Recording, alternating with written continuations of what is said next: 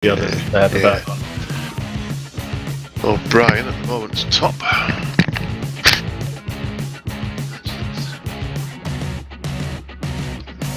Up into third. Ooh, nice. The Alpine. To be honest, if the top, if the top however many have a have a cataclysmic failure and their internet's died, then it is open season, and I think even Aaron down to even Vice could win it. Button 22. Why is button 228? Oh no, who's that? Oh, Rennie Butler. So we've got two BUTs. Yeah, basically, if the top 10 all crash out of the race and don't score points and disconnect, then 𝗦𝗔𝗟𝗘𝗡𝗗𝗏 can win it. He has to win the race. So there are 11 drivers who could win it, but realistically, it's the top 4.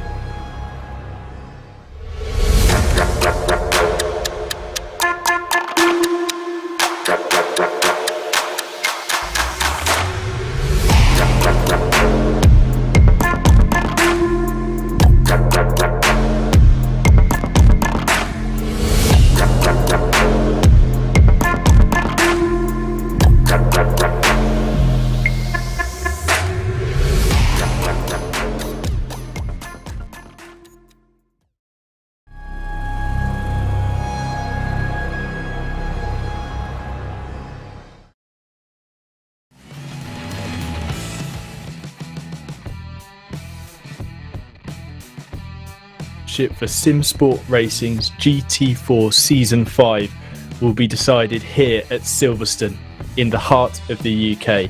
4 drivers, Benjamin Tusting, Michael O'Brien, Luka Berk, reigning champion, and Matt Richards stand a realistic chance of fighting for this Season 5 crown. But if drama strikes, as it so often does in this championship, every driver within the top 10 stands a mathematical chance of taking this championship, with a handful still left to sort out the AM class crown. So welcome to the home of international motor racing and the 5.891 kilometre Grand Prix circuit, which has hosted the British Grand Prix almost every year since the 1950s. Iconic corners such as Copse, Stowe, Abbey and the majestic Maggots and Beckett's challenge the drivers to balance cars. Tonight, the GT4 cars are of course on the menu through high-speed, adrenaline-filled corners. I'm your lead commentator, Tim Fulbrook. I've been with you throughout this tumultuous and exciting Season 5 journey, and I'm delighted to say I'm joined tonight by our Season 2 champion, Stephen Haley, who knows how to walk away with one of these highly sought-after GT4 championships. So, Steve, first of all, welcome along this evening. What do you think went into your title victory, and what would be your advice for those fighting for the crown tonight? Good evening, Tim. Good evening, viewers. I think you've just got to keep it on the black stuff. Try and keep out of trouble, and just nail everything you possibly can perfectly. Season 2 was a very, very, very close battle. I'm pretty sure that went down to the last round, or the round before the last round. But it was a very, very hard fought championship indeed.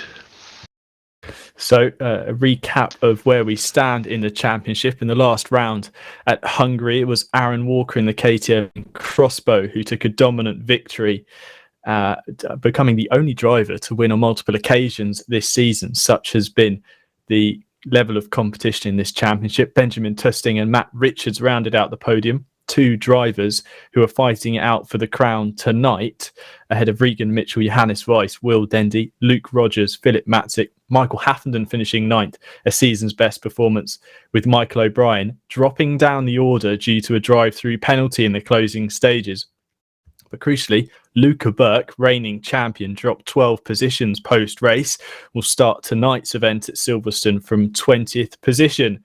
And that leads the championship standings very close indeed. It is Tusting that leads the way, but by the slender margin of only 4 points over Michael O'Brien. Luka Berk sits in 3rd, a further 12 points back with 380 on the scoreboard, with Matt Richards on 379 in 4th. So the top 4 drivers separated by less than 20 points, 110 points for a victory. So it's all to play for this evening. And in the team's standings, it's still very close between Zansho Simsport, who are comprised of Luka Berk and 𝗬𝗘𝗔𝗦𝗢𝗡. They lead the way on 730, with the Mob 7 Zansho-backed esports team in 2nd with 694 points. That's Benjamin Tusting and Chris Shaw. So plenty of titles, plenty of trophies to be handed out. But Stephen, as we know, as is at the heart of the action provided by these GT4 races, a reverse grid is the name of the game. So the top 15 from the previous race are flipped, and that can leave those faster drivers fighting their way through the order. But with a championship on the line, does that change how you approach things? Do you want to get through the pack cleanly and conservatively, or are you going out there all guns blazing, doing your best to bag the points and take home the title? Well, I know what I'd be doing, but obviously I can't speak for those guys that are on the grid tonight. It's going to be close. It's going to be exciting. I just hope that if the guys if they're going to make their way through cleanly, they do it clean and decisively. And let's just hope they give us a really good show. I think this could be an absolute cliffhanger of a race tonight. But 45 minutes seems like a very short time, but if you're left scrapping for positions, then it can seem like it goes on forever. Hello to everyone in the chats across the available streams, particularly to Andrew Fife, who is joining us on the YouTube stream, and Oliver Anderson, as well as Tristicles, a very exciting name there, joining in the YouTube chat. So thank you very much. He's cheering on Gav Utley. If you do in fact enjoy the race tonight, if you are tuning in, then please feel free to like the stream and subscribe to Simsport Racing. I can promise you that the action that we see tonight will be a slice, a cross-section of the racing available in the Simsport Racing community, whether it be GT4s, GT3s on ACC, or even we're branching out into iRacing now. And if you want to get involved, then please join the Simsport community. You can find the relevant Discord links in the description for the video. But turning our thoughts towards this evening, and Silverstone is an exciting circuit. It's one that lends itself to hard and fair racing, but Stephen, crucially, there's plenty of flat out sections, the Hanger Straight, obviously the run down towards Brooklands and Luffield. And with these GT4 cars, although there is a balance of performance ballast applied to the field, we certainly see some characteristics of these cars displayed on the track and how they develop their performance in different ways. Absolutely. I think, yeah, I mean, you've got your cars which have got your nice top ends. I think the Chevrolet, I think it's probably going to do, or the Camaro's going to do quite well, top end wise, down the nice long Hanger Straight. The thing is that with this circuit, there is plenty of passing opportunities. There's perhaps only one line through Maggots and Beckett's complex, but certainly the rest of the circuit, you've got the opportunity to, to make a good move, and let's hope that they do that. So we've sent our broadcast director, Steve Proudly, out on the Simsport Solutions Segway for one final time. He's rolling down the middle of the grid. You can see the two lines of cars who are formed up on the grid ready for the formation lap. It's Rhys Wiggin on pole, who should be alongside Simon Wilkes. Then Chris Shaw on your right-hand side, just gone out of screen, alongside Michael O'Brien. That McLaren on your left is in with the championship contention. Then it's Michael Haffenden on the right in fifth place at the moment. Obviously Wilkes yet to join the grid. Then Philip Matzik in the Butler Powell Motorsports BMW alongside teammate but not direct teammate Luke Rogers, who is in the Ginetta squad from the Butler Powell team. Then Aaron Martin Pilkington, Donington race winner, starts alongside Will Dendy. Then we have Johannes Weiss, who made a maiden appearance on the podium at Suzuka after a race-long battle with Matt Richards. Alongside him is Regan Mitchell in the highest place Squadra Volante Maserati. Then it is indeed Matt Richards, outside chance at the title this evening, alongside Tusting. Then Aaron Walker, race winner last time out, will start 14th, alongside Stein Paspon in the second of the Squadra Volante Maserati Gran Turismos. Then we have Yannick Muller in the Alpine, a blank space left alongside him on the grid, which is then behind him is Cameron Fife on the left-hand side of your screen, the black and red Aston Martin. Cameron is in with a chance of the AM title if he goes well this evening, alongside reigning champion Luka Berk, who finds himself a lot further down the grid than he's used to. Then it's Ollie G alongside Jamie Peters-Ennis in the McLaren. Rene Butler is then joined by Mark 𝗏𝗏𝗡𝗏 in the bright yellow Mercedes. Then Richard Pixley, who's fighting for that AM crown, will be going off the grid from 23rd place, with Chris Bowman, Mark Raddenbury, reigning AM class champion, alongside Dave Hedges in the second KTM. Then a return to the grid for Jenson Button in the Rocket Esports Alpine. He's on the right-hand side of your screen at the moment, but towards the back end of the grid, with Alex Buncombe also making a return to the championship with Richard Semmons, and Gavin Utley rounding out your 31 runners and riders. And Stephen, fortunately we're at a Grand Prix circuit where there's, you would hope, plenty of room to go round, but with 31 drivers on track, it can sure feel cramped out there. Yep, it's a nice and wide circuit, but I somehow think these guys are going to make it feel incredibly narrow and claustrophobic. But the closer the better, the more exciting the racing is, and the better the battling. So let's see what happens. We've got 20 seconds to go until the formation lap, and then it should hopefully be green lights and a go, as they say. So yes, before the drivers roll away on their formation lap. Now, Steve, this circuit, it demands so much from the cars. A number of high-speed corners, long apexes, where the car is really being pushed in terms of lateral grip. And as a driver, as a reigning champion, I don't know if I've mentioned that already, and I know you don't like to talk about it too much, but how do you go about setting up the car for a track like Silverstone? What changes do you make? Because there's plenty of curbs to be abused, there's plenty of space to use, but the car needs to be able to change direction, etc. How do you go about making sure that your car is best suited for Silverstone? I think it's going to be different for different cars. Obviously you've got the 𝗦𝗘𝗔𝗟𝗘𝗡𝗗𝗏 and you've got the KTMs, who are not the fastest in the straight line. So they will probably want to go with a little bit less aero, and you've got the other cars which are a lot quicker, and they need the aero to get around the corners. So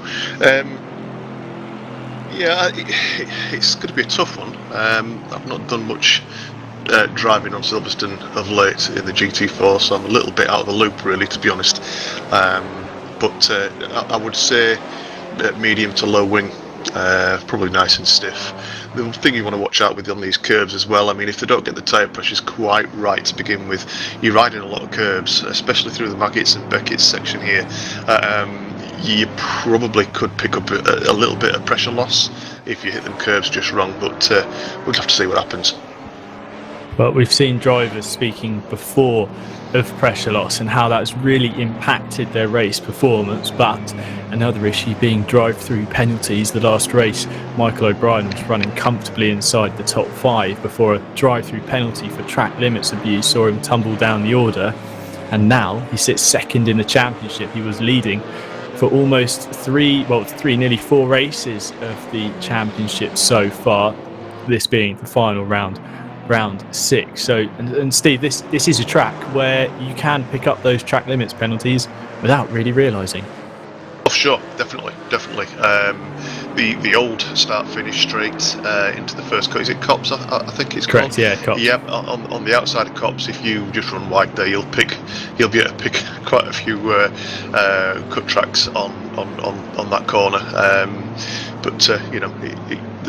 Like you say, there are quite a few corners which they may fall foul to. But honestly, I think you've just got to make sure that you keep it within the lines. It can make a difference between a championship win or not.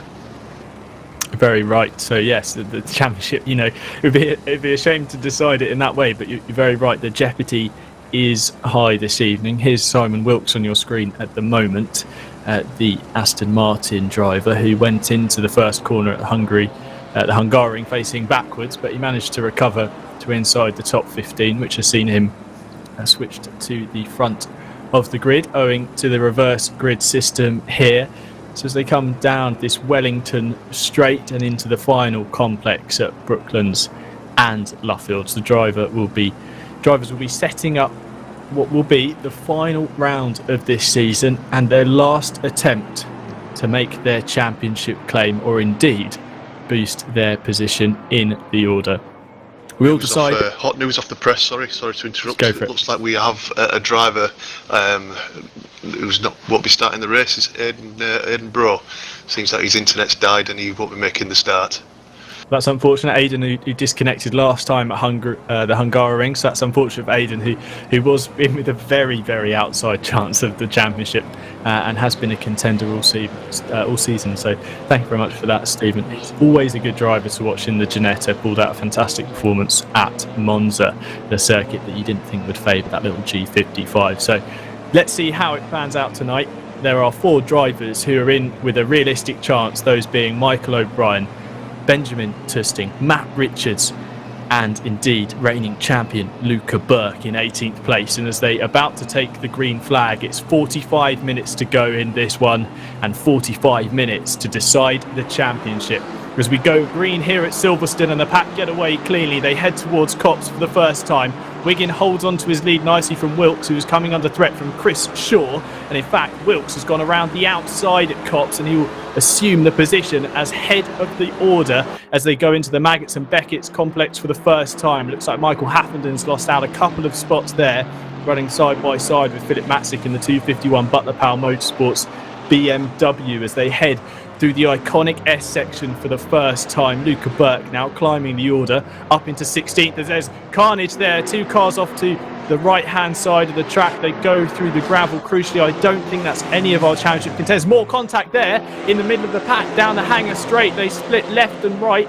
I believe Luka Berk might have been caught up in that. No, he looks like he's got through cleanly, but that was certainly a scare he didn't need as they run down towards the Vale and into Club for the first time. Wilkes ahead of Rhys Wiggin in the Camaro. He managed to get a great jump and leads the order at the moment. But Steve, it was clean at the front, but as always, that mid-pack is where the drama's going to kick off. And if you're fighting for a title tonight, that's something you don't want to be in that position early on. It certainly does. Just looking quickly through back, it looked like it was the Tron BMW was one of the first cars up on the right hand side, and I think a couple of Zansho Porsches that was midway down the straight that had a bit of a coming together. Let's hope they can sort themselves out and get back to it. So as they round the arena section added for the 2010 British Grand Prix, the new sector, they run down this back straight now, and it is Michael O'Brien fighting his way through the order. He's now ahead of Chris Shaw and in podium position. So at the moment, it looks like O'Brien is doing exactly what he needs to do to take the championship. And Luke Berk, though, from 18th on the grid up to 9th in the standings. He's flown through the order, done exactly what he needed to do, which is steer clear of drama. I think he got through that with just by the skin of his teeth. And he's now inside the top 10, crucial for his championship fight as we look as they head into Copse for the second time of asking at full racing speed. And O'Brien closing right up to Rhys Wiggin, who runs wide over the exit on the left hand side as they swoop into the S's. O'Brien goes round the outside and contact with Wiggin. O'Brien off to the left hand side and in the barrier, and that's it. That's championship over unless O'Brien can do something spectacular in the remaining 42 minutes. Damage to the front of the Rocket Esports McLaren 570S, and oh dear Stephen, that looks like that's O'Brien's chance at the title gone up in flames there. It certainly looks that way. It was a bit of a move there, but we'd have to have a look at the replay if there is one. I think maybe he just didn't quite have the move done, and there was a bit of coming together with Rhys on the front end there. Let's hope his car isn't too badly damaged. It's not looking great though. So that's championship advantage to Benjamin Tusting, who here is going around the outside of Philip Matzik through the club corner, and he gets through cleanly as they run onto what is the Grand Prix start-finish straight, the Hamilton straight it's now called, and behind he has got Johannes Weiss and Luka Berk scrapping it out through the Abbey corner. Berk leaning on the BMW as they go through the right-hander and through the long left at Farm into Village. Aaron Walker sees the opportunity, a contact with Weiss and Berk. Berk's deep on the brakes, manages to just about get it stopped. Matzik had to get out of the steering there to avoid contact with the Season 4 champion. They all managed to sort it out though. Berk leads the way in this little group. He's up to 5th place from 18th on the grid. That was so nearly a couple of other championship contenders out of the fight. The BMW, though, fighting back down the Wellington Straight and into Brooklands as we cut to a replay now. I believe this will be the start and along the... Oh, there's contact immediately. That looks like one of the Zansho cars. Potentially Berk just having side-to-side contact with Aaron Martin Pilkington in the Tron Racing BMW and sending him off to stage right at rather high speed, but they cross the line, and to start their third lap it's Wilkes that leads the way from Chris Shaw and Matt Richards. Wilkes' margin now only a second over Shaw, with Richards at 0.3 further back. But how Stephen, has Jenson Button got up to 8th place as he goes around the outside of Johannes Weiss. He's got Aaron Walker for company in behind. Almost a trade of paint there through the S's.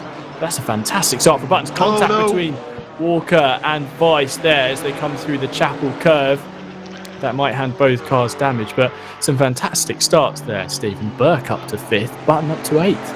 Yeah, I think Luka doing his kind of thing of getting through the field pretty damn quick, but obviously I think he's muscled his way through in a couple of spots. Jenson seems to have had quite a quiet looking start, but he's made his way through the field as Jenson does. Nice and smooth and keeping it calm, and getting through there. And following him through must be teammate Al Buncombe, who's also up to 9th place in the 23 Porsche Cayman as they run down the Grand Prix straight towards Abbey, the fast right-hander.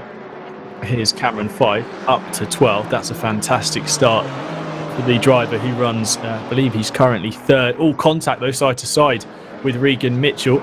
Fyfe fighting for the AM Class Championship. He's currently 3rd in the order, but if he can get the best of Richard Pixley, and indeed his competition with Simon Wilkes as well, who is currently leading, so it's unlikely that Fyfe will end up in front of him unless some more drama kicks off, and I'm pretty sure there's plenty of that to come. But Fyfe could be on his way for a runner-up position in the championship in the AM category as Buncombe attempts to go round the outside of Walker at the Brooklands corner. The track then swoops right around Luffield. Here's Rhys Wiggin, who was involved with that contact with Michael O'Brien, alongside Michael Haffenden, who started 6th but must have been caught up in some opening sector drama. The driver of the 861 Aston Martin Vantage coming into this race not feeling too confident, but looking to just enjoy himself in this championship finale and round off what has been a mixed season for the Kyalami race winner in season 2. But here's Matt Richards, championship contender, comes into this one 4th in the standings, needing to comfortably beat Tusting, Michael O'Brien and Luka Berk to take the crown, and he's battling with Chris Shaw, who is Tusting's teammate. So you wonder if there's going to be some tactics going on here. Shaw's going to need to hold up Richards and enable Tusting to get in the mix, Steve, or is that a little bit too British touring cars for our liking? Definitely what I'd do. For sure. I mean, the McLaren, he's no slouch down the straight, but you've got to give it to Matt Richards. He's got that Ginetta doing exactly what he wants it to, and he's keeping up with some of the faster cars on paper. Matt Richards, of course, who won the opening round at Oulton Park and then has had a string of podiums at Suzuka and indeed at the most previous round at the Hungaroring. He's been one of the contenders for victory on multiple occasions and often scrapping his way through the order, but at the moment he's coming unstuck against Shaw for 2nd place. Meanwhile, Button is battling hard with Johannes Weiss, who's no slouch indeed. They make contact through the loop, and that's going to send Button round, so all that hard work undone. He spins the car through the run-off on the inside. He'll need to be careful rejoining the track there, as a number of drivers get through. 6, 7, 8 cars have passed Button in that incident between him and the Butler Powell Motorsports BMW of Johannes Weiss. But Richards really pressing on now. The gap behind Tusting is closing, so he's going to need to get this move done shortly, as both of them are catching on race leader Wilkes. But here's Michael O'Brien in a rather second-hand looking Zansho Team Rocket McLaren. After that contact with Rhys Wiggin, he's down in 18th place, and he's got Michael Haffenden pushing him behind. O'Brien need to score better than that if he wishes to take the championship, and at the moment it's going to need to be 10 or so positions he's got to gain if he wants to be in with a chance of walking home with the trophy this evening. Matt Richards looking feisty in this Ginetta, and Stephen, it looks like Richards has got the pace out of these top 3. And Wilkes, at the moment, it really is the cork in the bottle, as we see Shaw looking to the inside on the run up into Stowe. No, he can't make the move there. But this is where this is where he's going to come a cropper. I think, obviously, trying to go round the inside or outside of Wilkes, it's going to leave the door open for Richards. Unfortunately, that's like what's happened. Let's hope he can get him back on the switchback and on the straight. Simon's doing a good job staying there in the lead. He just needs to be kind of getting on with that, I think. Well, if you could keep the crystal ball out, Stephen, and tell us what's going to happen towards the end of this one, then that'd be fantastic. Make sure it's nicely polished, and we can get accurate depictions of what's going to happen. But yes, anyway, to put the tarot cards away, we don't need those, but crystal ball will do nicely. So anyway, Matt Richards fighting on, now up into second with a nice move around the outside of Chris Shaw, who surely needs to move aside and let his teammate Benjamin 𝗬𝗏𝗡𝗏 through, so that Richards can scrap for the championship. And actually, it looks like Richards is pulling aside to heavily defend down the Wellington straight into Brooklands. So he's aware that the speed of that McLaren is something of a weapon.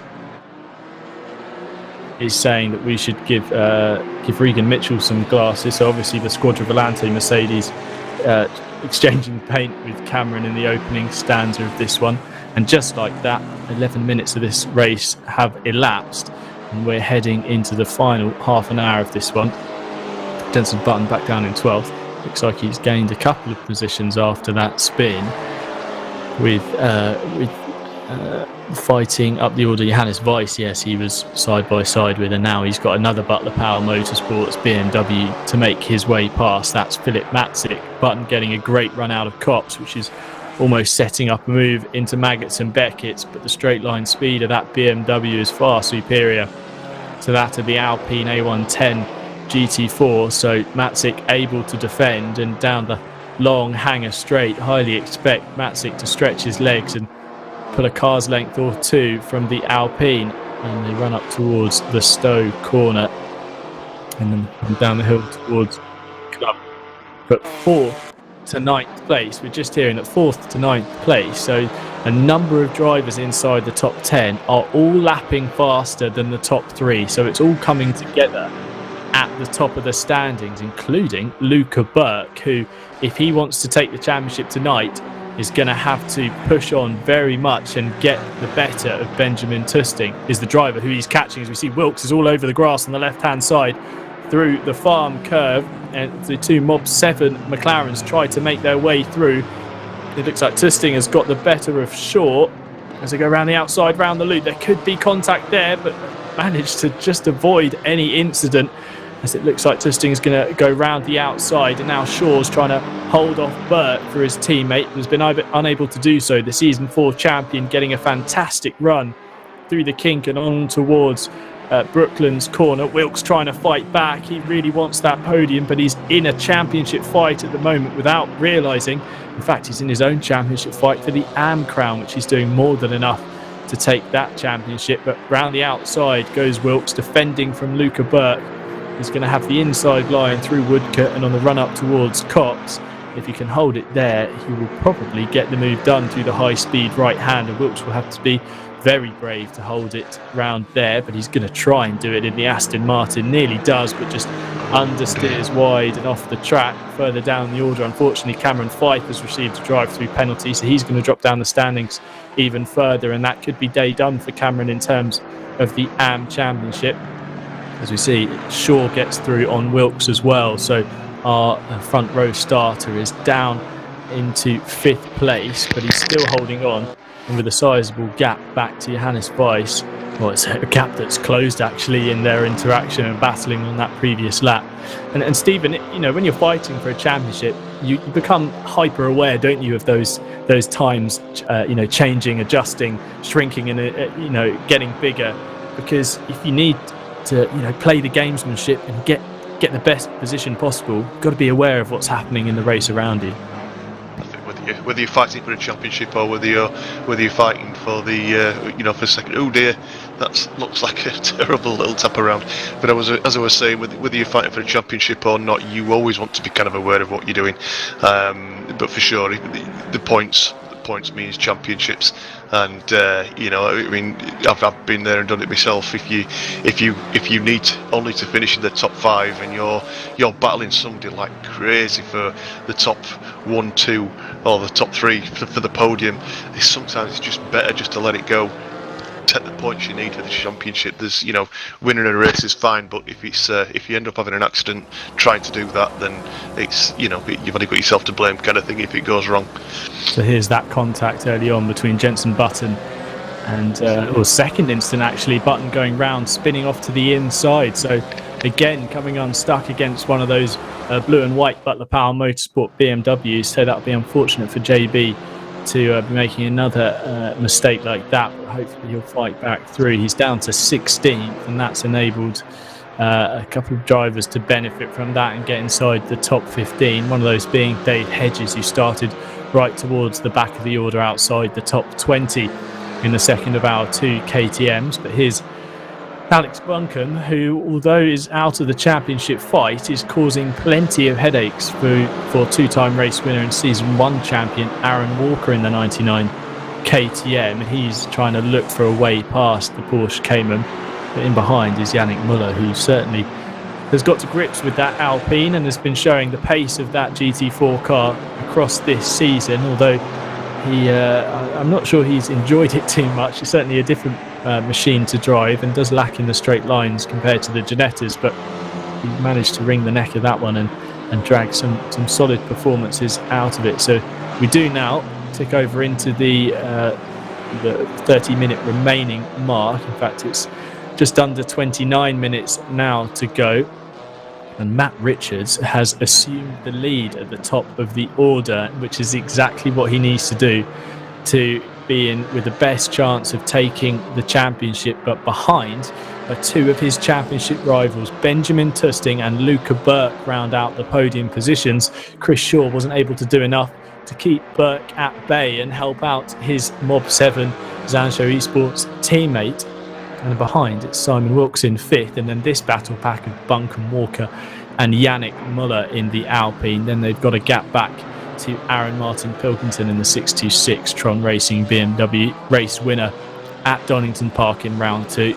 Then it's Philip Matzik who rounds out the top 10 with Regan Mitchell, Will Dendy, Johannes Weiss and Richard Pixley in the top 14. Dave Hedges 15th at the moment, as we see competition down in towards the Brooklands corner. Chris Shaw trying to fight back on Berk, and his teammate will be willing him on, because should he do that, he'll lop a couple of points out of Berk's tally tonight, and that could be all Tusting needs to ensure his championship. And Steve, I've got plenty of bits of screwed up paper around me where I've tried and failed to do the maths this evening, but the long and the short of it is whichever driver wins is likely to walk away with the championship. But there's always permutations left, right and centre, and at some point we'll manage to get the maths correct. But as it looks, Benjamin Tusting is in championship position at the moment.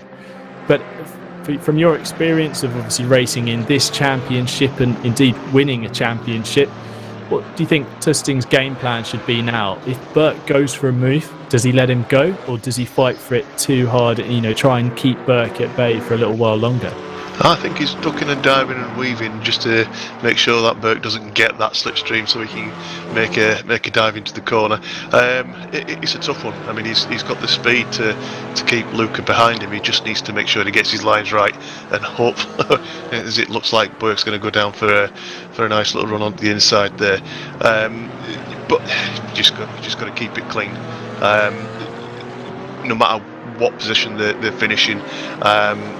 There's been a few incidents during the race. We do have stewardings, and obviously depending on what protests come in, that could ultimately also decide the championship also. So maybe our stewards may have their work cut out from this after this race, but let's hope that they can finish the race cleanly. I think Tusting, he could get him on a nice straight or whatever. I think he's still all to fight for. All to play for indeed, as we come towards 25 minutes to go in this one. But Berk's move on Tusting is important for his championship chances, but at the moment it's not going to be enough to take the crown And as the standings are, it would be Matt Richards' current points. He's currently 4th in the points, but leading this one, he would walk away from Silverstone tonight with the GT4 Season 5 trophy in his hand. As it stands, he's on 489 points. You see big sense in the picture-in-picture. That's 𝗦𝗘𝗔𝗦𝗢𝗡𝗗𝗏 trying to make a move on 𝗬𝗏𝗪𝗔𝗥 and defining Steve Proudly, Simsport Solutions race broadcast director. Definition of hot potato, maybe going for a move that's a little bit too late in the day. That is definitely one to read from the racing dictionary provided here from Simsport Solutions. But fighting back is the Butler Powell Motorsports BMW. Johannes Weiss tries to go around the outside of the Zansho Simsport number 28 𝗬𝗏 as they round Copse, and on the run up towards Maggots and Beckett's, it's still an unsettled dispute. They round the left and into the right, and the BMW of Weiss is just able to get through. And we've seen that the driver of the 271 does like a good fight. He does like a good scrap. He gave Matt Richards a very hard time in their fight for second place at Suzuka a couple of rounds ago, so he knows how to drag a podium performance out of that BMW. But just to go back to what I was saying before the action once again kicks off, it is Matt Richards who leads the point standings at the moment. If things finish as they are, he will be champion, 489 points, 5 points ahead of Benjamin Tusting, who's currently in third.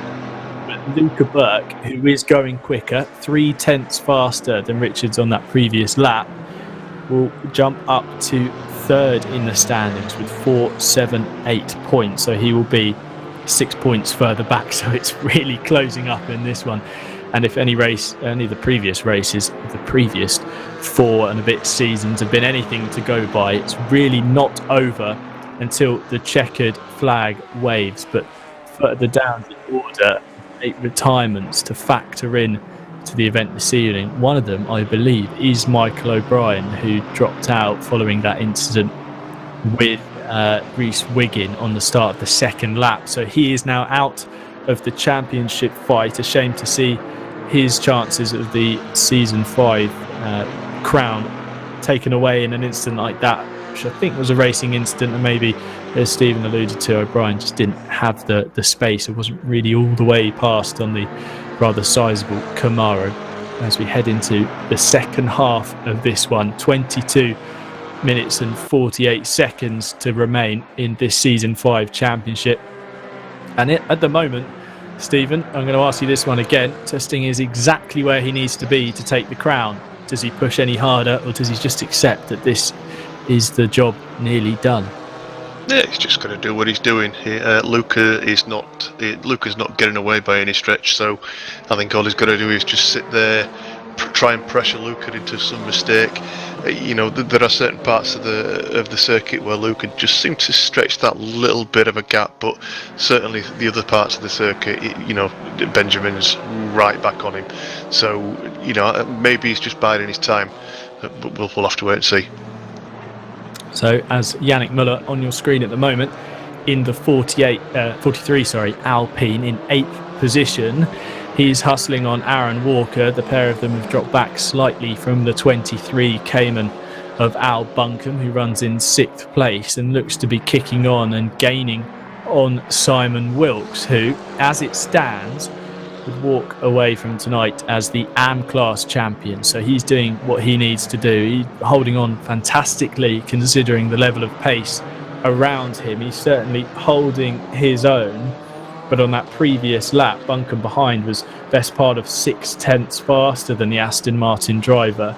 And with the gap around 3 seconds, it's going to be not too long before we see the Rocket Esports driver closing up on Wilkes. But Berk is not getting away from Tusting, and in fact the Mob 7 Zansho Esports McLaren 570S is going with him as they attempt to close the gap on Richards. And on that previous lap around, they didn't succeed in bettering the lap times of the Ginettas. And we'll see actually as they cross the line. Note they were a couple of tenths slower in fact, so Richards continues out front, a gap of 5.8 seconds over his championship contenders in Luka Berk and Benjamin Tusting. And behind, Chris Shaw is on for a season's best performance in 4th place. He hasn't been able to match the performance of his teammate Benjamin Tusting, who has been Mr. Consistency so far this season. He's finished 4th on 3 occasions. He hasn't finished outside the top 5, and a best performance of 2nd place last time out the Hungaroring sees him lead the championship coming into this one, and as it stands, leading the points at the moment. 3rd place would be more than enough to see him 5 points behind actually Matt Richards. So he needs to get the move done sometime shortly as things change into the final 20 minutes. So Matt Richards out front, he needs to keep doing what he's doing because it is in his hands now, the trophy. Jenson Button in 12th, the number 22 Rocket Esports Alpine has been in the wars slightly, and he's locked in the 𝗏𝗏𝗡𝗏 Motorsport BMW sandwich. He's making contact, and a 3rd incident then for Button. He goes spinning off to the inside at Club Corner and onto the grass behind one of those BMWs again, and it looks like 𝗦𝗘𝗔𝗦𝗢𝗡𝗏𝗏 is now in a scrap with these 2 cars fighting it out for their teammates, so they're hoping to do the best score possible and secure at the moment what is, I believe, 5th place in the team standings for the 𝗏𝗏𝗡𝗏𝗏 Motorsport squad as they fight through the loop. But Steve, it's heading into the, closing stages, but it's all up for grabs even in the final lap, it seems, here at Simsport Racing in the GT4s. But really, what does your mind change to now? Is it about pushing all out, or are you starting to read the dials, look at your tyre pressures and consider just bringing the car home? It depends I think it depends who you are. If you're Benjamin Tusting, now's the time to start making a push and start trying to pressure Luka. The rest of the guys, I mean, it's just a case of cracking on and trying to make them places up, because you never know what's going to happen. Unfortunately, it looks like we've lost Jenson. That contact with Johannes Weiss, I think that may have been his third contact within this race. So yeah, I think maybe his car didn't look quite right when it was on the grass. Whether he picked up a puncture or what, I don't quite know. So we head into the final 18 minutes of this race. So many of you in the YouTube chat particularly enjoying the action this evening. Adam Isalovic races here at Simsport Racing, enjoying the drama unfolding on screen, and I believe it's John Monroe's putting £20 on Luka Berk to win the championship. So Stephen, if you want to take a bet, if you are a betting man, then there might be a £20 to win there, as we see Wilkes getting passed by both Aaron Walker and Yannick Muller. So the Aston Martin driver losing 2 positions in one corner there. He still is in the best position to win the AM Class Championship, so possibly not fighting things too hard as they round through Abbey and Farm and into the arena section. And what's this arena section like to drive, Stephen? Because we all know the corners like Copse, Maggots, Beckett's and Stowe, but this section can almost feel quite tricky and technical in comparison to the other parts of the circuit. My honest opinion on the new complex, I don't like it. I suppose it's good for the show and it's good for the bikes, but I much preferred the old layout of the circuit. It has the characteristics. I mean, the corners of the old circuit was you could have got away with throwing bikes around there, I suppose. But yeah, I mean, the Village, is it called now? Is it called Village? Yeah, Village and the Loop. Yeah, I mean, it's just. I mean, you can make a lot of time up there. The tight right-hander, for sure. You've got to take that nice wide line in through there and use most of the curves you can on the inside. Set yourself up for that really tight left. A lot of places can be won and a lot of places could be lost there. So here we are on board with 𝗦𝗘𝗔𝗦𝗢𝗡𝗏, this forward-facing camera. Brought to you by Simsport Solutions, Steve Proudly, and we can see in front the back of that 𝗏𝗏𝗡𝗏𝗏 Motorsports BMW that we've joked about a few times. Keep your distance emblazoned on the back of the car, and that's something Jenson Button I wish was he probably wishes that he was doing in this race. 3 incidents with these blue and white BMWs as they head down the hangar straight, and you can just see the straight line speed capabilities of that BMW stretching its legs down one of the fastest sections of the circuit as they climb up the hill into the Stowe corner. Dendy able to get a much better apex through the right hand, and you can see in the bottom right hand corner of your screen the camera looking back at Dave Hedges in the 88 KTM. Just compare the performances of these cars, and it seems that through the twisty stuff, Dendy and Hedges have the advantage over 𝗦𝗘𝗔𝗦𝗢𝗡 in front in the 251 BMW, but through the straight line stuff, that BMW just has the ability to stretch its legs. And Stephen, that's frustrating, isn't it, when you're so quick through the turns, get onto the straights and the car in front just pulls away. Yes, it absolutely is. I've driven a season in the KTM, and it's a lovely car to drive, but by heck, if you get stuck behind somebody, you know, especially a BMW or maybe the AMG Mercedes, it's very frustrating because you do manage to catch them up in the corners, and you could perhaps chuck a move on them quite easily, but it's as soon as you've got that move done, he's there straight past you, you know, the zip straight past you as soon as you get on anything like a straight, which you know, it's unfortunate, but it's just the way the bops work. So as we head into the final 15 minutes, the final third of this season 5 finale at Silverstone, it's Matt Richards who still leads the way, 5.5 seconds ahead of Luka Berk and Benjamin Tusting, who are locked in the battle for the championship. Those top 3 still all within a chance of deciding this one, and any drama could see it swing either way. Chris Shaw in 4th ahead of Alex Buncombe, who's the fastest driver on track at the moment. His last time, the 2 minutes 10.2, is the fastest lap we've seen this evening, and crucially taking away the fastest lap point from those battling for the championship. And then we have Aaron Walker on screen at the moment in the number 99 KTM, fighting with Yannick Muller in the 43 Alpine for 6th and 7th position. Then it's Simon Wilkes, who's doing his best to hold on to a top 10, which would see him, well, comfortably at the moment, take the AM Class Championship, with Richard Pixley, his closest competition in that championship, down in 16th place. Then it's Aaron Martin Pilkington in 9th and Regan Mitchell in 10th, ahead of the 2 Butler Powell Motorsport BMWs of Johannes Weiss and Philip 𝗦𝗘𝗔𝗦𝗢𝗡, Will Dendy 13th, David Hedges 14th, and Stijn Pasbont 15th in the 444 Squadra Volante Maserati.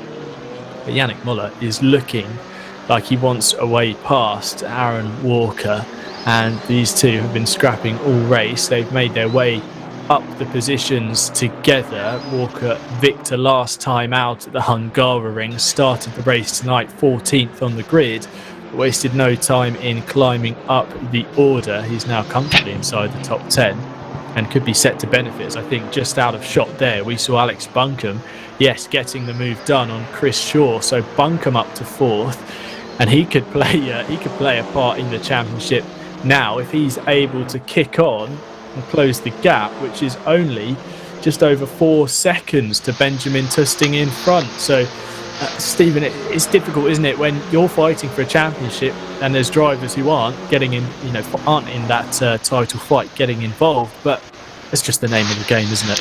Incredibly frustrating, that's what it is.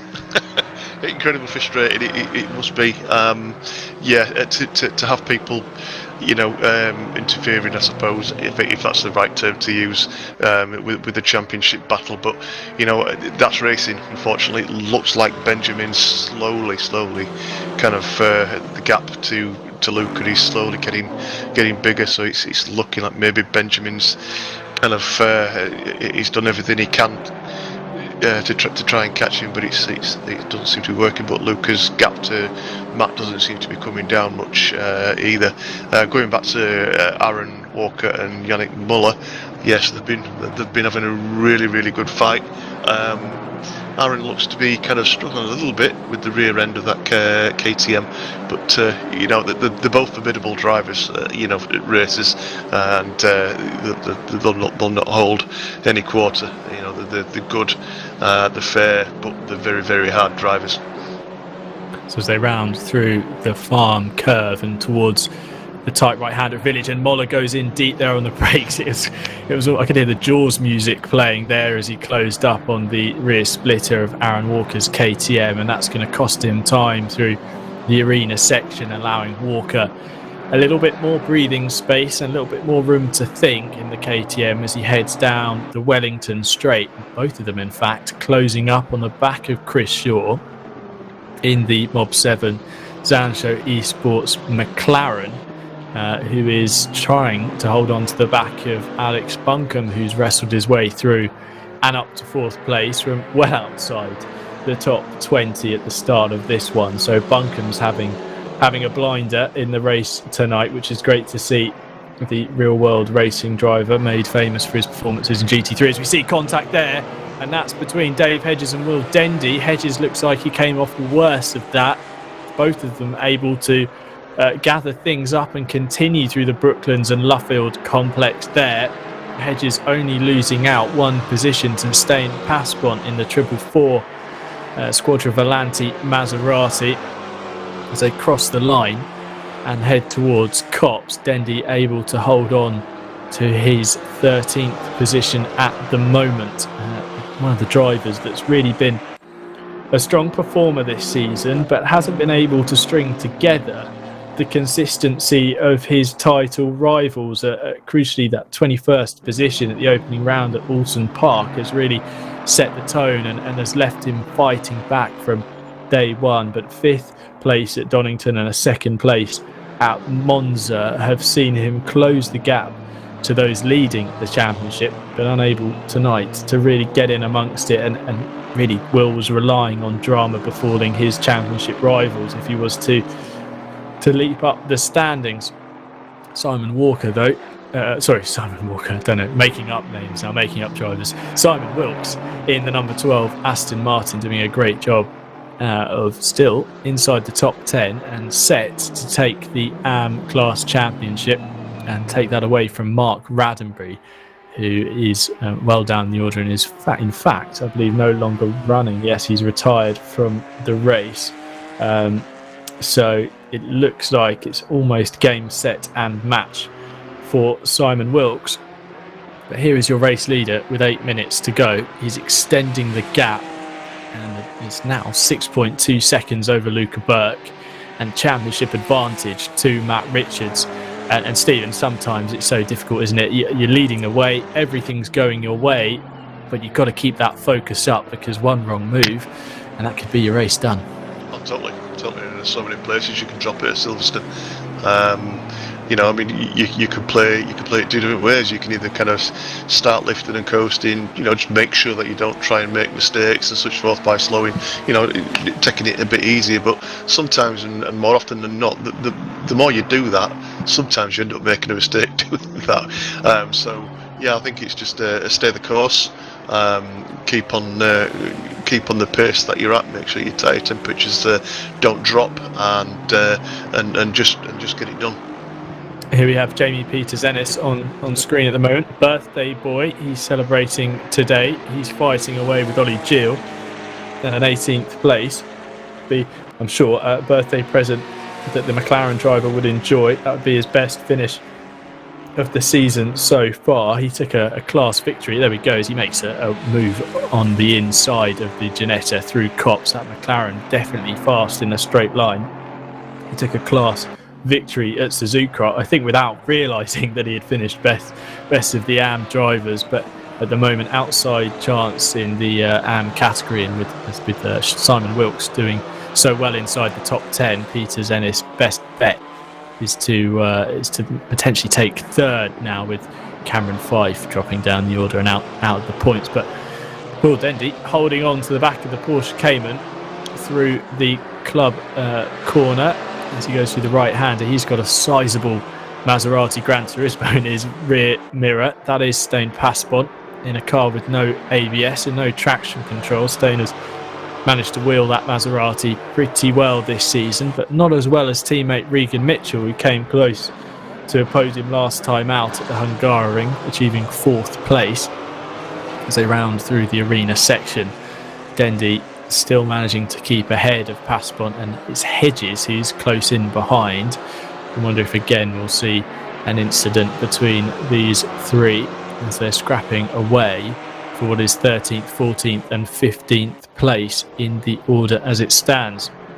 Down the Wellington straight in towards Brooklands, Dendy superior on the brakes but understeers wide. In fact, he must have gone late in there, and he's pushing the car through the Brooklands corner. Fortunately, he's able to maintain the inside line through Luffield and force Passpont to go the long way round, which he's unable to do as they head out onto the start-finish straight through the Woodcut curve and on towards Copse across the timing line. Passpont superior in a straight line though against that Cayman, which carries a lot of ballast. I think it's 50 kilos of ballast compared to the Maserati, which has no extra weight added. And the KTM now actually closing in behind of David Hedges, looking for a way through on the Maserati, but unable to do it there into the single file Maggots, Beckett's and Chapel complex as we dip under 5 minutes to go. And it's all still up for grabs, but crucially at the moment Matt Richards is in the right position, one hand on the trophy. It's going to be 2 or 3 laps at most, and that will see him come from 3rd place in the standings, 4th place, sorry, to do exactly what he needed to do, which was win, and the results not go the way of championship rivals Tusting, Michael O'Brien and Luka Berk. So Matt Richards now needs to press on. He is one of the quickest drivers out on track at the moment, and the real man on the move is Alex Buncombe, who's closed the gap up to Benjamin Tusting in 3rd. That gap now just under 2 seconds, with Buncombe going over a second faster on that previous lap of the Silverstone Grand Prix circuit. Looking back here from Will Dendy though, over to the chasing cars, Passpont, Hedges, and I believe that's Richard Pixley who's closing in behind in the Ginetta, the number 11, who will not be walking away with the championship, the AM championship tonight. Dendy runs wide though through the loop, and that's allowed the Maserati to close right up through the kink there and onto the Wellington straight. The Maserati goes to the outside and is very much quicker in a straight line, nearly dragging all the way past the Cayman, but he has to brake slightly early owing to lack of ABS. They all managed to get through Brooklands cleanly despite running side by side on the entry into the corner. It's a fantastic onboard shot, just showing how quickly they're going round the final complex at Brooklands and Luffield and just how close they were getting. And Steve, that's a really difficult technical section, isn't it, there? But if you play your cards right, the outside line can become the inside line through Luffield. But it's one of those action points, isn't it, where you've got to be careful and you've got to be mindful of the other cars around you. You do, yep. It's a place where you can go around the outside in the right hander, as long as you can kind of keep the momentum going and stay on the inside. Unfortunately, it looked like fortunately for Will, it looked like he managed to keep just that little bit ahead, and he was able to retake the inside line. But that Maserati is looking menacing all over this circuit. It's just unfortunate that it doesn't brake as well as that Porsche. Otherwise, Sten could get a nice 13th spot. So I've just seen on the timing screens that Michael O'Brien is still running. He's down in 23rd position, so he's come back out onto the track, and he has taken the fastest lap of the race, so he will get a point for that, but it's not enough to secure the championship, with the likes of Matt Richards, Luka Berk and Benjamin Tusting scoring so well, with them running 1st, 2nd and 3rd at the moment. So a valiant effort from Michael O'Brien. I feel that's just him proving the point of the pace he had this evening and the likelihood of him scrapping through the order and really taking this title fight down to the wire. But Matt Richards has been the man in form tonight. He's really fought hard through the order. Started the race 13th on the grid, steered clear of any opening lap drama to get up inside the top 5, and then he's been clinical in making moves past Simon Wilkes and indeed a couple of other drivers who were further up the grid, owing to the reverse grid draw really for the race tonight. But it's been a classy drive from Richards, hasn't it, Stephen? He's been in control and he hasn't lost his concentration despite having a multiple second lead over his championship rivals. absolutely driven the wheels off that 𝗦𝗘𝗔𝗦𝗢, and done exactly what he needed to do. We saw that he had the pace at Suzuka. It's just unfortunate that he got caught behind, or he was stuck behind a car that was faster than his in certain parts of the track, which didn't enable him to make the move. But he's got it done tonight, and he's done exactly what he needed to do.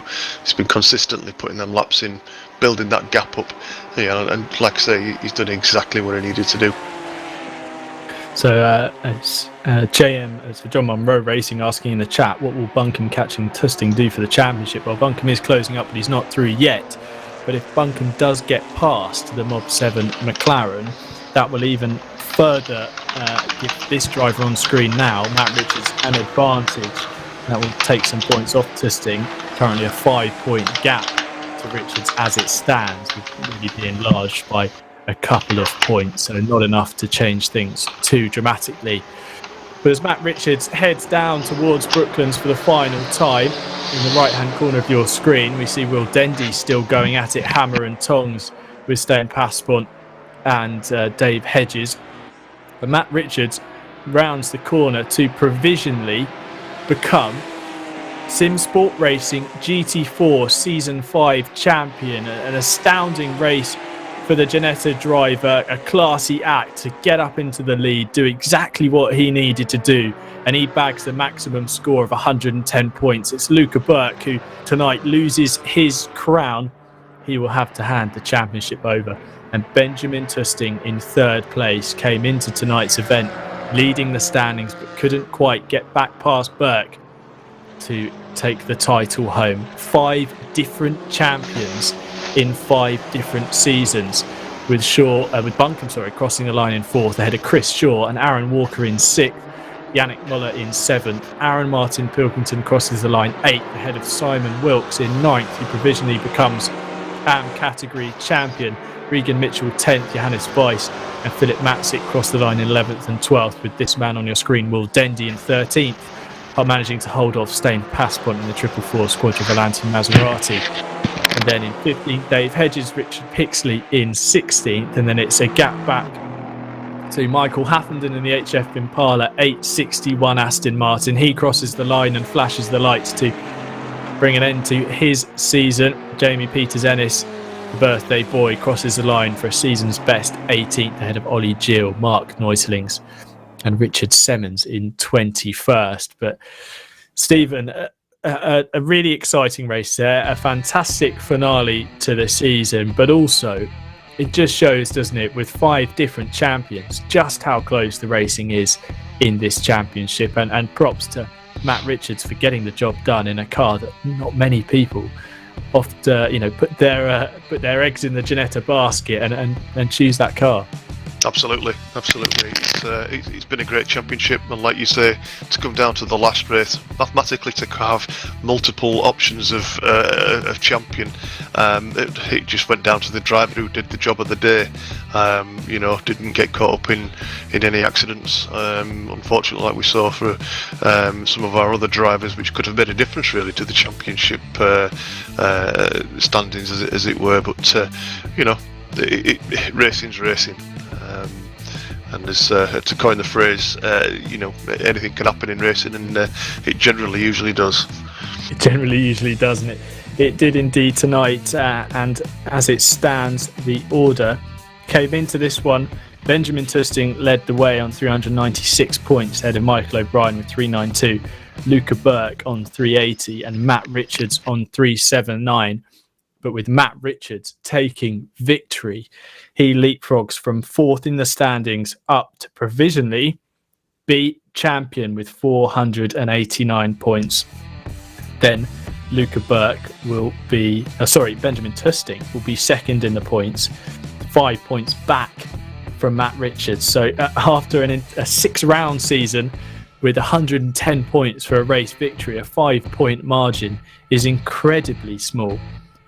Benjamin 𝗬𝗏𝗏𝗏𝗏 2nd with 484, and then Luka Berk rounding out the top 3 in the championship with 478 points, and Michael O'Brien nabbing the point for fastest lap right at the end of the race. But as we wait for the drivers to come into the interview waiting room. Stephen, your comments quickly on the championship as a whole, and indeed, just what it means to be champion. It is such a close competition. You've done it. You took that season 2 title, and it's hard to come by, isn't it? It is something you have to fight for lap 1 of race 1 all the way through to the checkered flag at the final round.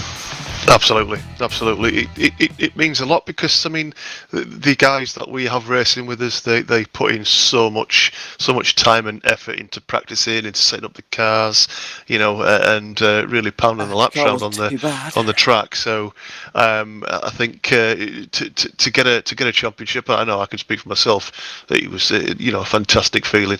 We've got the pro and the AMs. Simon tonight did exactly what he needed to do. He didn't need to win. He didn't need to put up too much of a fight. He did what he did. He finished where he did. He put up a fair fight, and and obviously he takes the AM Championship. I mean that's congratulations on him, and obviously provisionally, of course, congratulations to Matt as well for the pro. So we'll head down now into the driver interview room, where we're joined by Luka Berk, Matt Richards and Al Buncombe, and I'll head down there now. So we're joined by a handful of the drivers from tonight's event, and we'll go to our race winner, Matt Richards in the Ginetta. Matt, provisionally, you are champion. You did exactly what you needed to do. How was the event, and how was your race at Silverstone tonight, starting from 13th on the grid? It was certainly going to be a tricky one in the Ginetta. Yeah, I mean, we didn't really know how it was going to go coming into it, so I just knew that I just had to try and push forward as much as I could, with Michael starting at the front as well. Unfortunately, he had that incident, and it's not the way anybody would want to win anything, but just tried to push forward as much as I could and just control the race. And obviously, you've bookended the championship with a race win at Oulton Park and a race win at Silverstone. How have you found getting to grips with the Ginetta? It's not the easiest of GT4s to understand and to make work, but consistency and some strong performances have seen you bag points at a variety of circuits. Yeah, definitely. I just put as much effort as I could into the car. It's a really fun car to drive once you start hooking everything up. And yeah, it's just such a joy to drive. And as soon as I'd sorted the tyre issues that I'd had at the Ginetta round before the GT4 season started, it was just something from there that I could just keep building on. So, of course, you are provisionally champion. How does it feel to take victory in a championship that is as close as it is, with the likes of Luka Berk, our reigning champion, and, of course, the real-world drivers in the form of Al Buncombe and Jenson, Button, etc. It is a close championship, but to lift the trophy at the end of it must feel special. Oh, very much so. And there's definitely some time to come yet before the full celebrations can start, but at least provisionally it's a great position to be in, and just hope that everything goes okay with the stewards review. Thank you very much, Matt, and congratulations on the result tonight, and of course provisionally the season 5 championship. Thank you very much. Over to our second place finisher, Luka Berk. Luka, you did everything you could. You fought your way through from 20th on the grid with a rather outstanding opening lap, but it wasn't enough to succeed in defending your championship. How was your race this evening? Well, I just had one sentence going in my head over and over, and it's just drive it like you stole it, because I just had nothing to lose. I just pushed the little car as far as it would go, but yeah, Matt's pace was just too strong in the end to keep up with him, and yeah, I did all I could, but I suppose I was I was beaten. I can't see much else. So yeah, drive it like you stole it is definitely the way to describe your drive tonight as you battle through from lower down the order. But obviously it's come down to a matter of points. It's fine margins in a championship this competitive. Do you look back at the races at Monza where you got to drive through, and indeed at the Hungaroring where you were dropped post-race? Do you look back at those as maybe mistakes you could have avoided in the run for the championship? Oh, definitely. Like the season before, it already showed consistency pays off. So I'd say this season I just had a couple too many mistakes from my end, which I'd say is ultimately what really cost me the championship. But still, regardless, like the pace of others is amazing. Like it's a super competitive field, and like I have to say congrats to Matt for just no one expected the 𝗦𝗘𝗔𝗦𝗢𝗡𝗡𝗗𝗏 to be as fast as it was. But yeah, he just caught us all off guard. Well, congratulations, Luka, on your performance this evening, and commiserations for missing out on the championship. But gracious 𝗦𝗍𝗡𝗡, thank you very much for joining us here. Thank you. We'll head over to 𝗦𝗍𝗻𝗔𝗏𝗡𝗡𝗏, third place tonight. Ben, you came into the race this evening leading the championship by a slender margin over Michael O'Brien. It must feel disappointing to miss out on the title after such a consistent season from yourself.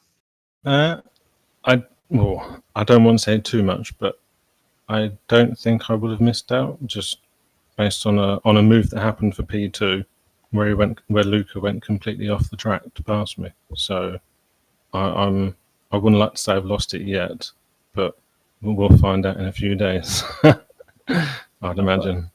Well, if my poor maths is anything to go by, Matt still did enough with the race victory to jump you in the points. But we'll see how things pan out. Obviously, yes, the result this evening is provisional, so we'll see how things go. But looking back at your championship, you haven't finished outside the top 5. Incredible consistency.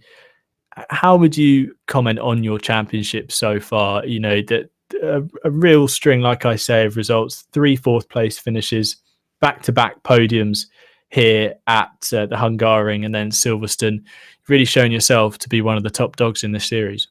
Yeah, thanks for that.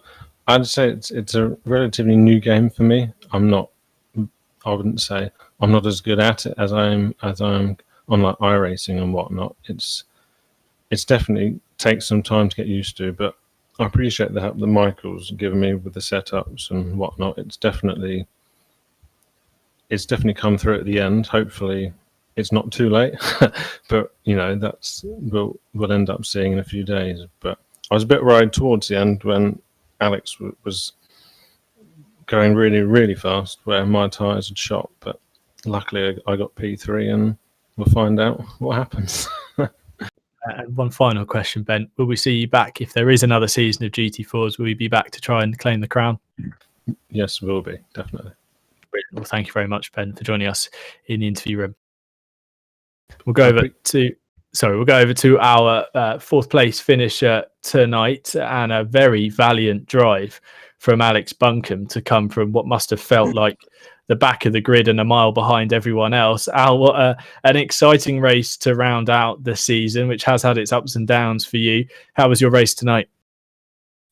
Yeah, it was great. You know, really, really good to end the season on a high note. And I'm basically learning every sim race I do. It's I think I'm better off starting last. I think every time I start in the top 10, I just seem to have contact with people and end up, you know, getting penalties and stuff. So nice to come from the back. I didn't anywhere near expect to get up to that sort of position. I thought if I can get in the top 10, I'd be happy. But with sim racing, of course, you get a lot of crashes and melee, especially in the first couple of laps. And no, it was a big shame to see Mike go out so early. Yeah, real shame for Mike O'Brien. I think he had the pace tonight to probably challenge Matt in the 𝗦𝗍𝗻𝗡𝗡𝗏. And yeah, it was a real shame to see him go out. But yeah, you know, it's always great to race with your friends Will and obviously JB and, you know, all the boys. So it's great to end the season on a high, and I've enjoyed the championship a lot.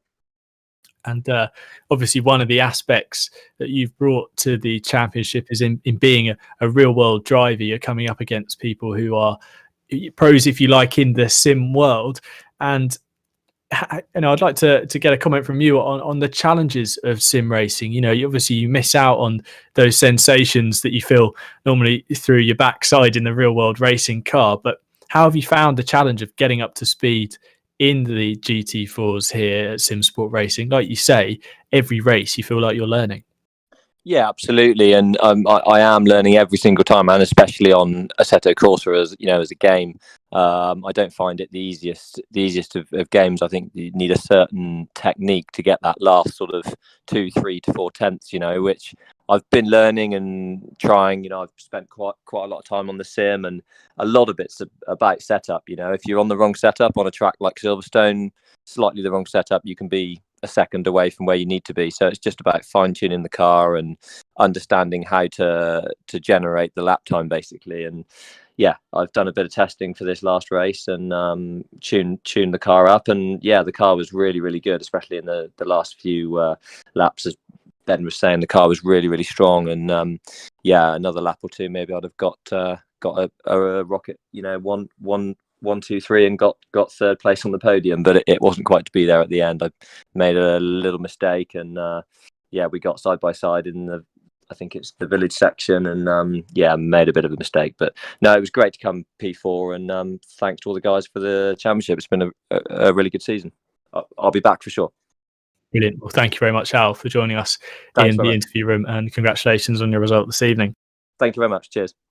And we'll head over to, I don't want to say how far down the order he was, but I'm joined by former teammate of mine. Well, I hope he's still my teammate in other racing series, but Michael Haffenden. And Michael, it's been a difficult season for you in the Aston Martin, but you are amongst the small group of drivers who have competed in every single season of the Simsport Racing GT4s. How have you found the championship this season, in particularly, in comparison to the previous 4 seasons? Good evening, mate. We're definitely still teammates. Don't worry about it. Yeah, no, I think maybe the last 2 seasons is a good way to start it, just because I think the benchmark just moves so much with the amount of professional drivers from the real world, the amount of professional sim racers. It's just really moved the goalposts, and it's left your casual sim racers, people like me who sort of turn up and arrive and drive, somewhere down in P30 something. But no, yeah, it's still great fun. I think that was probably the loneliest SSR race I've ever had. But to have one lonely race with no one to battle with out of 5 seasons just shows how fun this championship is. It's a bit of a cliche that you tend to say week in, week out, that it's not just the top 5 or the top 10 who are battling it out. It's battles for P27 that are still going hammer and tong to the final lap. That's what it's all about. Obviously, this season, like you say, that level of competition has been so high. But obviously, as well, you like to make things a little bit more difficult for yourself by picking a new car every championship. How does the Aston Martin compare to the 𝗦𝗘𝗔𝗦𝗡, BMW, Camaro and Porsche that you've raced in the previous 4 seasons? Very good memory from you. I don't think I would have remembered the car that I've driven. Yeah, the Aston's is a good car, don't get me wrong, but obviously we're running a little bit more ballast aboard it, so it makes it a bit more tricky just in terms of managing. One thing I've struggled with a lot is tyre pressures. I'm sure someone's got a klaxon or a bingo card at home that they're ticking off, because that's all anyone seems to talk about in interviews about ACC. But yeah, I've struggled a little bit with that. I had a puncture early in the year, so I've always sort of erred on the side of caution when it comes to curb strikes and that sort of thing. But no, it's a good car. I'd definitely say that my favourite car I've driven is probably the 𝗦𝗘𝗔𝗦𝗡 in terms of having fun, but definitely the BMW in terms of actually being on the pace. We actually had a pretty good season. Seems like a lifetime ago now, and there's a lot of new faces, and the caliber of drivers has stepped up a lot since me and you were on the podium sometimes in season 2. But yeah, no, I've really enjoyed it as always. It's just great, regardless of what position you're racing for, to just have battles going on around you and always have the nice respect and the community element that SSR is so good at. Brilliant. And thank you very much, Michael, for joining us in the interview room. And congratulations on your result this evening. Although you have won races and you have stepped on the podium, it's great to hear that you still enjoy fighting for the lesser places. But congratulations this evening. Yes, mate. Just wanted to say a quick note. Thanks to all the admins and organisers. Obviously, Steve, who's running the broadcast side of things now. Aaron, Dave, and Stephen. Just want to say a big thanks to you guys and to yourself, Tim, for doing such a good job on the stream. Yeah, it's second to none in terms of sim racing broadcasting. So keep up the great work. Thank you very much, Michael. We'll go back up to the commentary box to round out tonight's broadcast. So, Stephen, we heard there from the drivers, we heard just how close the championship has been throughout these 6 races. I'm going to put you on the spot here. If you had to sum it up in one word, what would that word be?